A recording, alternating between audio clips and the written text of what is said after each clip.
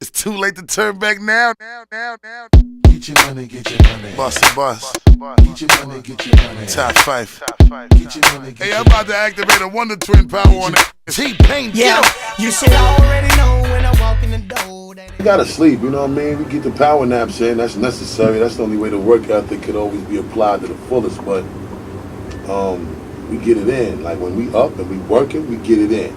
We go hard because, you know, at the end of the day, you know, we ain't gonna sit at home and wait for a mystery to secure the food on the table. That's true. You know what I'm saying? So we gotta bang out and go hard. And I just love the work, B. I'm my biggest fan. I love to hear myself on the radio on a regular basis. I love to hear me ringing off out of somebody's car when they driving down the strip and the weather's right. I like to hear me 1 hour, 1.5 hours, half an hour sets in the club at the prime hour in the club. You know what I'm saying? So, you know, at the end of the day, I just love what I do, and I love the people's love. I think that's the most addictive drug for me. When everything is going the way it's supposed to go, and things is popping off right, and the people is with you, and the records are spinning heavy, and you know the response and the reaction to everything is right. That's real addictive to me. You know what I mean? Well, speaking of addictive, brother, do you still got the acting bug? You want us to do the acting thing? Yeah. We just finished a movie this year called Order of Redemption with Amanda Santi from the Gotti movie, and American Gangster, and Tom Berenger, the legendary Tom Berenger from the classic Platoon flick. You know what I mean? We just did a movie called Order of Redemption. I'm the dude you're gonna love to hate in the movie. Action drama. I'm doing so many immorally and horrible things. Nah, but y'all gonna let a flick, because y'all definitely get to see me in a likeness that you ain't never seen me in before. That, you know what I mean? So it's gonna be good. I hope y'all embrace it. Please don't, you know, look at it as literal. I don't live by none of these code of ethics that this dude lives by in this movie. Are you a gangster? What are you in the movie? A very foul. I haven't seen foul like this in a flick, personally. You know what I'm saying? But it is what it is, man. You know, when y'all see it, it's due out late summer, early fall, you know what I mean, of 09, Order of Redemption. Once again, is the name of the flick, and it's perfect timing, because right around that time, and my album should be the most banging and the most poppin'est album in the street. You know what I'm saying? The name of the album is back on my BS in stores May 19th, day before my birthday, 2 weeks before the official first holiday that launches the summer.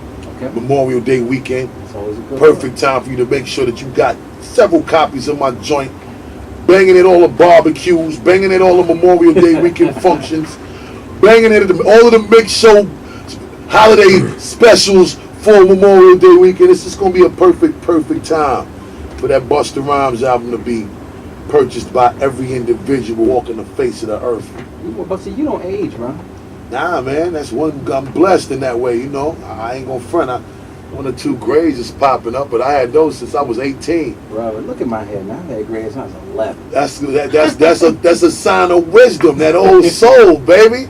You know, I think that's part of the reason why we survivors, though. You know what I mean? And we survive the turning points of the game, regardless how the climate might shift. You know. Well, let me ask you this too, brother. Of all the three films people know you for, Shaft, Higher Learning, and Finding Force, which one was the most challenging? Narc. That was a film that I did with Jason Patrick and Ray Liotta.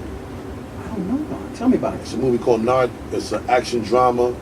We were being falsely accused for the death of a police officer that we had nothing to do with, and Ray Liotta, the officer that got killed was his best friend. All right. And the best friend was a junkie. The cop was a junkie. And basically, the cop killed himself. And as a cop, you kill yourself, you know, all your pension and all that is out the window. Exactly. So, because Ray Liotta was his best friend and he, you know, was a part of this family for years, he didn't want to see that his legacy go down as a junkie, suicide police officer, and see the family struggle. So, he tried to pin this murder on me and another person. You know what I'm saying? So that we would take the heat falsely for this murder. His family could get the pension, the legacy of this police officer, which is his best friend, could be protected. That was one of the most challenging films for me to make. I think another one of the most challenging films for me to make was the one that's getting ready to come out, which is Order of Redemption, because it definitely takes me completely out of the element of, you know, Busta Rhymes. I don't feel or look or act any way like what you would see or feel or know me to be when you see me on a regular basis. Okay. Through music or just in general, you know what I'm saying? So that film was probably one of my most, if not the most challenging role for me to do. You know what, man? When you were talking about that, you said the word legacy, and it immediately made me think. You know, Monday is going to mark the 12th year of the death of the notorious B.I.G. Is it the 12th or the 13th? I think it's the 12th. Am 12th, I correct? right? I think it's the, I think it's the 12th. Could you give me a B.I.G. memory you have? Your favorite B.I.G. memory? Could you give it to me? When he finished the Ready to Die album, I went to his crib on St. James, and we just went over there to check him, and Right. he was burning his album on cassette and was just giving it away to everybody. And I kind of thought that was a little crazy because, you know, at the time, everybody used to be so overprotective with their project. Even now, you know what I'm saying? You wouldn't want your joint all over the street, and then when the time comes, nobody ain't trying to buy it. But, you know, his whole thing was the way that you get people to buy the CD is by making sure that the perception became the reality, because perception is reality, and if everybody is playing it, it make people feel like they crazy if they ain't got it. You know what I'm saying? Wow. So Biggie, you know what I'm saying, he had people coming to his crib like it was a little drug spot, and he was giving away his albums for free. So he was bootlegging. He wasn't selling. He was bootlegging his own album for free. He wasn't selling it to nobody. He was just giving it away, and he was dubbing copies of his album himself in the crib. And you just come over there, if you was his peoples, and you get copies for free. And I just looked at him real crazy for that. You know what I mean? I thought that was, I never seen that before. So that was crazy to me. And then when he came in the studio and he did the Dangerous MC's verse off the Born Again album, which was an initial record that was recorded on a J Dilla beat, and it was done for one of my albums. And at the time, you know, the verse it was done in response to, you know, the Tupac beef that him and Tupac was having. So I ain't want to use the verse because I ain't want to get caught up in the crossfire. So I just kept the verse and stash. And I seen Big come in the studio and sit around for about 2-3 hours, just blowing a nice good jar of that thing. Branson. Yeah, it really was the Branson. And he just got up and said he was ready to spit. He ain't put a pen to the paper or nothing. And that was really like the first time I ever seen an MC not use the pen and rhyme on a record. And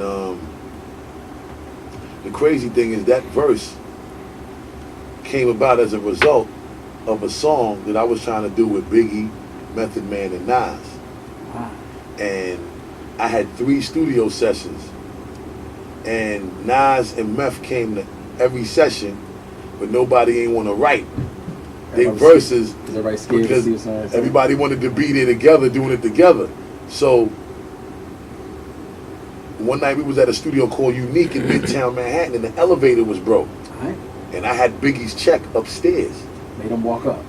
He said he ain't coming upstairs. He don't care how much that check cost. He don't care how much the check was. He was not coming up the stairs and book another studio session where the elevator works, so he could come up in the elevator and get his check and put his rhyme down. Yeah. And I said, all right, cool. So then the day that we officially got the session booked, it was at Soundtrack Studios where I did most of my solo albums in the early part of my solo career. Okay. And he was the only one that showed up. But, you know, I wasn't mad at Meth and Nas because they had already came 2-3 times. You know what I'm saying? Mm-hmm. And Big, you know, when he eventually came, the other dudes was like, yo, I ain't coming this time because Big might be a no-show again. And then when he came, the Dangerous MC's verse came about. Well, thank you so much for coming through, man. I've slided in all the way into somebody else's show. Shout out to Big G, Tony Rez for letting me hold him down. Busted, I'm going to see you tonight in Maryland. Congratulations on the new album. Appreciate it. It's going to be a big deal tonight. If you want to hang out with Busta Rhymes, you need to meet me at Maryland University. Yeah. I might be holding on some tickets. Look for the Big Daddy. I'm following Busta. Just follow the jewelry. I didn't even want to speak on the jewelry on air. He's a small satellite right now. He's so behind in here right now. It's WKYS. Thanks, Busta. Thanks again.